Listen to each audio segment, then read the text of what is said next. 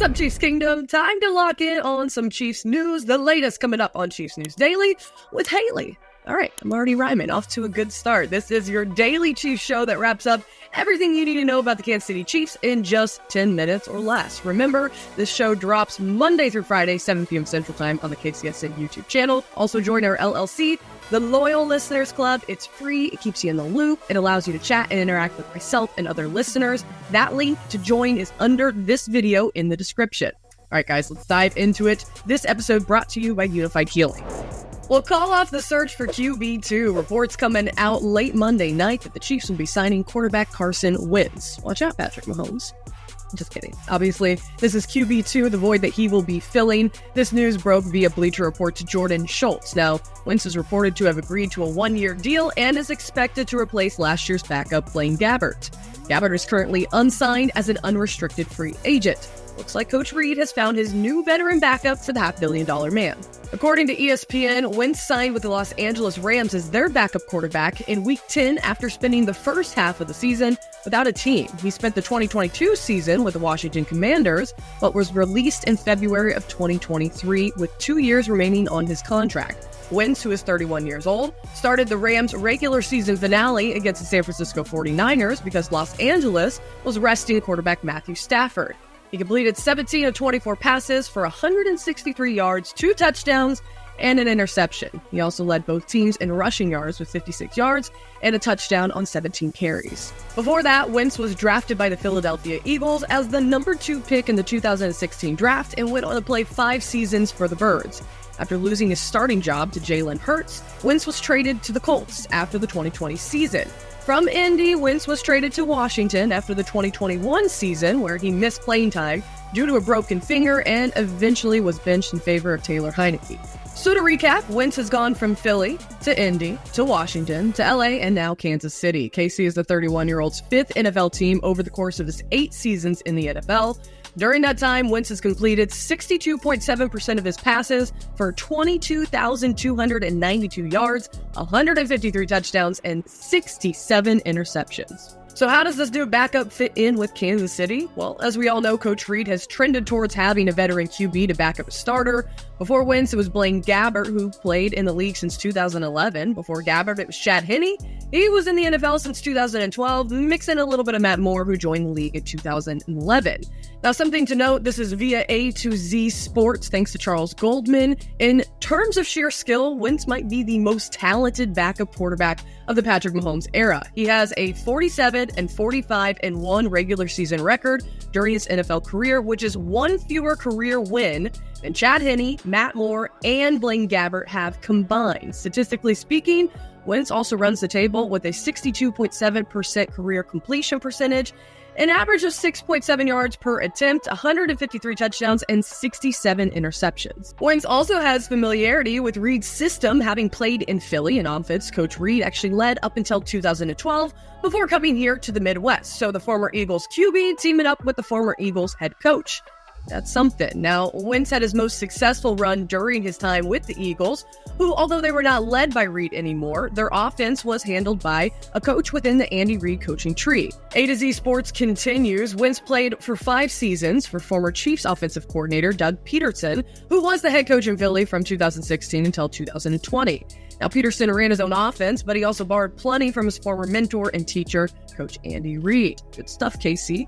Stuff indeed. Let us know in the comments how you feel about this signing. Jump in on the chat over on the LLC. We have always want to hear your thoughts. Well, whether you're a world-class athlete or a podcaster like me, we all understand the importance of mental and physical well-being and proper recovery for top-notch performance. That's why I'm excited that Unifyd Healing is sponsoring this episode of Chiefs News Daily. Unifyd Healing is a new and super innovative global network of wellness centers powered by Energy Enhancement System, or EE System. Interested in experiencing the EE System technology for yourself? Go to unifydhealing.com/KCSN to learn more and find a center near you. That's UNIFYD healing.com/KCSN. No material or testimonials on the Unifyd Healing website are intended to be viewed as medical advice or substitute for for professional medical advice, diagnosis, or treatment. Always seek the advice of your physician or other qualified healthcare providers with any questions you may have regarding a medical condition or treatment and before undertaking a new healthcare regimen, including EE system. More free agency news surrounding KC. According to ESPN's Adam Schefter, free agent running back J.K. Dobbins is currently in Kansas City on a visit with the Chiefs per his agency, LAA Sports and Entertainment. The former Ravens starting running back is expected to have a home very soon. The 5'10", 215-pound running back has put up some impressive numbers when he's healthy. His biggest hang-up so far are going to be the injuries. The promising young superstar was a backup his rookie season and rushed for an astonishing 805 yards on 134 carries with the Baltimore Ravens. In line to start the following season, he tore his ACL in the preseason, and the following year was limited to 8 games after re-injuring the same knee.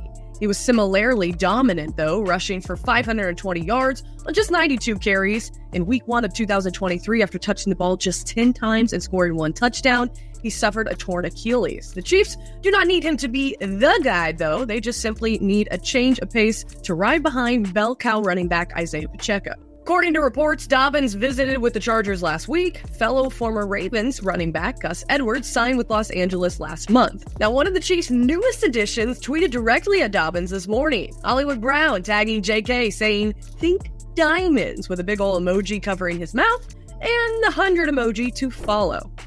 All right, let's get to the latest on social media. The NFL says that they are monitoring the Rashee Rice situation via Adam Schefter. No new news has emerged as of this time of the recording. We're recording around Tuesday afternoon. The latest came from a statement issued by Rice's counsel, Roy West, stating, on behalf of Rashee Rice, his thoughts are with everyone impacted by the automobile accident on Saturday. Rashee is cooperating with the local authorities and will take all necessary steps to address the situation responsibly. Any and all requests for comment can be directed to his attorney, Mr. Royce West of West & Associates, LLP. Now, ESPN reported Dallas police spokesperson Kristen Lohman said Monday evening that she could confirm the police had spoken with members of legal counsel but have not conducted interviews with potentially involved individuals in Saturday's crash. Lohman added that law enforcement is asking anyone with information on the crash is supposed to contact police. ESPN also shared a dashcam video from a person traveling behind the multi-vehicle crash that was released on Sunday, while TMZ posted photos of several individuals leaving the scene. Again, the NFL is monitoring the situation involving Rice. A league spokesperson, Brian McCarthy, told ESPN's Adam Schefter this on Tuesday. Now, today is also a big day here in Kansas City. It is voting day for the Jackson County Stadium sales tax. On Election Day, the Chiefs tweeted out asking KC, get out and vote today to keep the Chiefs and Royals in Jackson County. The Chiefs continue to show their support to vote yes on 1. The Royals retweeted this post and have stayed adamant about their support of voting yes as well. So what does a yes vote mean? A vote yes will repeal the existing 3/8 cent capital improvement sales tax currently on the books and replace it with a different 3/8 cent parks sales tax for the next 40 years. It would expire in 2064. The proceeds from the new sales tax would be used to build a new baseball stadium for the Kansas City Royals and would be used to renovate Arrowhead Stadium for the Kansas City Chiefs. A no vote leaves the existing tax on the books through the original expiration date of 2031, which is when the leases for the Royals and the Chiefs at the Truman Sports Complex expire. Voting no does not abolish the tax altogether. Polls are now closed, having ended at 7 p.m. Central Time tonight. We'll keep you posted on the results as they come in. All right, guys, that does it for another episode of Chiefs News Daily. Again, if you haven't joined the LLC, sign up. It is free. Joining the Loyal Listeners Club keeps you in the loop. It's a fun way to chat and interact with our crew over at KCSN as well. Plus, you can win prizes. We got a Trent McDuffie signed jersey going away right now. Make sure you check out the other prizes and contests that you can join by clicking the link in the description below. Right now, we got a ticket to our own NFL Draft Watch Party that is up for grabs. KCSN hoodie. We're also raffling off a Zoom call with the KCSN hosts to chat all things Chiefs football. You can also get discounts on Ticket for Less and as well as Mission Taco. As always, keep those questions coming. Submit your questions by Wednesday in order for a chance to get mentioned on Friday's show. All right, guys, that does it. We will see you tomorrow at 7 p.m. Have a good one.